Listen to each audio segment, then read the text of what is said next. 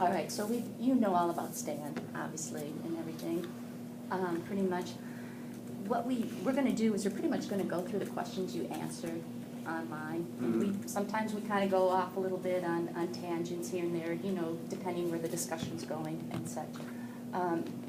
But all of us will ask questions as we see fit, and you respond, and you ask questions back, and all of that. So, start off, could you tell us your experiences or training that you think align you as a candidate for City Council, and also align you with the mission of Stand for Children and its position in public education?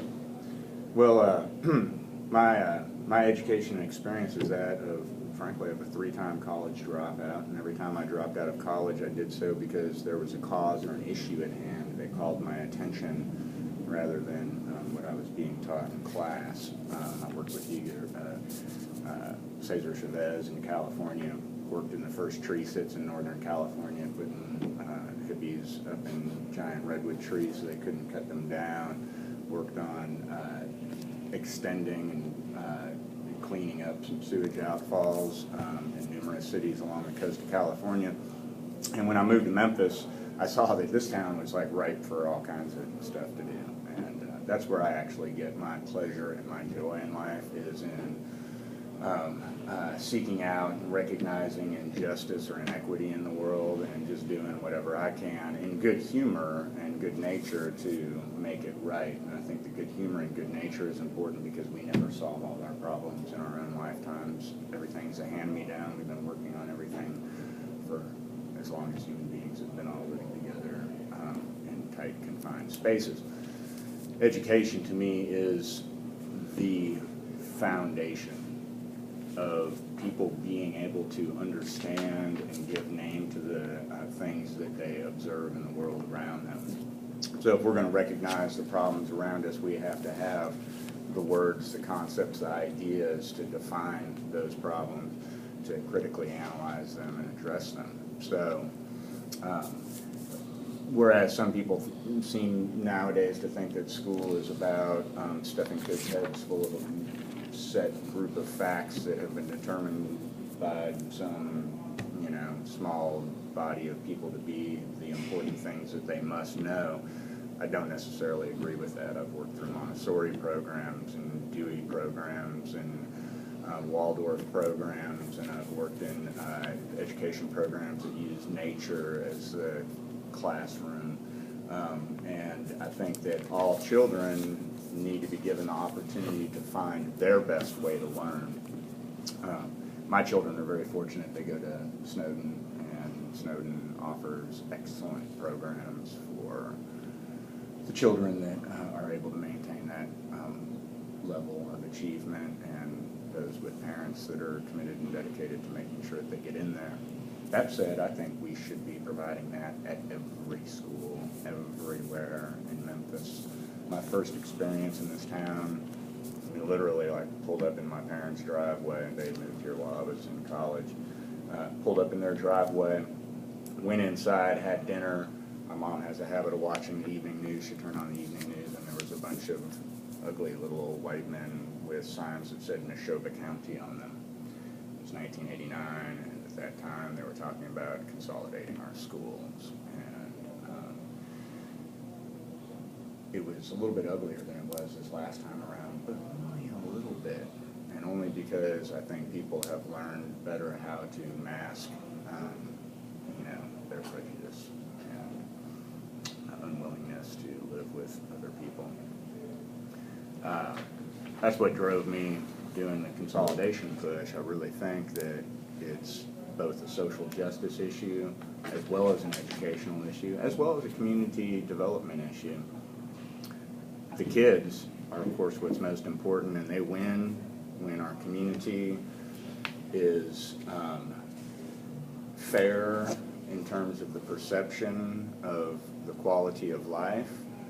Our kids do better when they all have access to the same resources and opportunities, and our children are better off when they've lived through, experienced, and overcome something like the final stage of desegregation.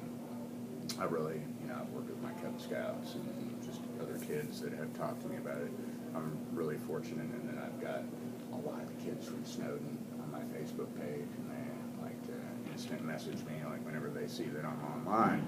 And they talk to me about these things, and I've encouraged them to see that they just really saw something historic happen on several fronts, on the just finally getting it done, but also the parents that got all up in arms and got involved, which I think that kids in Memphis don't see very often. We don't really have a very much of a demonstrating culture or a protest or a grassroots, activism culture. We do a couple of celebrations of marches past every year, but rarely do we see a march about something new or current. And Stand for Children has been awesome like that. To me, it's been a beautiful thing to watch y'all like in Memphis, watch y'all in Nashville, be able to say that for $1 I got to be a member of Stand. Free bumper sticker out of it. So, you may have already answered this question, but I'm going to ask you anyhow, okay? Just so we're covering everything. And also, we apologize if we get our heads down and we're writing. But, Oh, no. So just, I want you to just know that ahead of time. You mind if I can take notes? If you want. What do you think are the 3 most pressing issues facing public education in Memphis? And if you have, what have you been doing to address them? And I know you've kind of touched on this, but if you can give us the top 3 that you see. Top 3 pressing issues. Well, Facing public education in Memphis. I really think that the number 1 issue facing public education in Memphis is still de facto segregation. And that has not only to do with our public schools, but also with the vast number of people who send their kids to private schools. Memphis has chosen to segregate itself on largely, racial lines, but maybe more so economic lines. And maybe those two just happen to be the same because that's who's got all the money. But, that right there hurts us because those kids that have the most, I don't want to call them giving parents, but most contributing parents, maybe financially, have taken their kids out of the public school system. So we've lost those parents from our neighborhood schools. Then we have a second layer of de facto segregation in the optional program, which results in those best students that are still in the public schools all funneling through the same sequence of schools. Now, what have I done about it? Nothing. I'm totally guilty of it. My kids went to Idlewild. Actually, they went to Little Flower first, up and back up. But then they went to Idlewild. Now they go to Snowden. I think my daughter is going to go to Central, which I think is a little bit better choice, for her in the regard of, fair education across town. But all my friends, they're all shuffling their kids through Snowden and White Station, and I feel guilty about it because I think that best parents are robbing our neighborhood schools of what we could be giving them back, for the benefit of our neighborhoods. And now I will say I do a lot with the kids that hang out in my neighborhood. I've got the biggest rope swing in Memphis. They come and hang out. I've got the only hill in the neighborhood, which is my driveway, because my property is the natural farm property that was there before they built houses.